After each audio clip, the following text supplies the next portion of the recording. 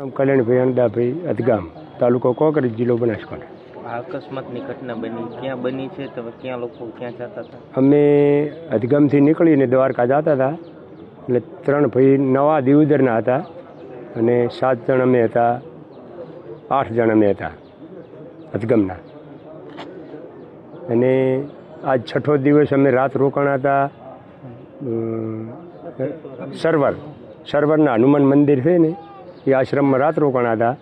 અહીંયાથી વહેલા અમે નાહી ધોઈને અમે 5 ભાઈ આગળ નીકળી ગયા. એટલે લગભગ પીપરાના ચોકડી અમે પહોંચી ગયા અને ઈરાઈ સર્વરથી 2 કિલોમીટર પાછળ 4 ભાઈ આવતા હતા. 4 ને 5 ભાઈ.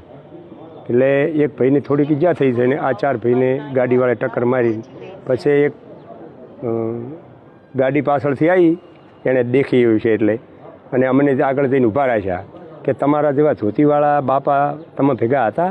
એટલે અમે બોલ્યા કે હા હતા. કે કેટલા જણા? કે 4-5 જણા. તો કે અહીંયાને રોડ ઉપર પડ્યા છે ને કોકે ટાલો માર્યો છે. એટલે અમે અહીંયાથી વાન કરીને પાછા આવ્યા, પિંપરિયા 4 રસ્તાથી પાછા આવ્યા ત્યારે આ 4 ભાઈની લાશ પડી. કોણ છે મૃતકમાં? અમરાભાઈ લાલાભાઈ દિવદર નવા, ભગવાનભાઈ લાલાભાઈ દિવદર નવા, હાર્દિકભાઈ માલાભાઈ અધગામ અને દિનેશભાઈ રાયાભાઈ અધગામ કાંકરેજ. એ 2 કાંકરેજ, 2 દિવસ. તમારું નામ?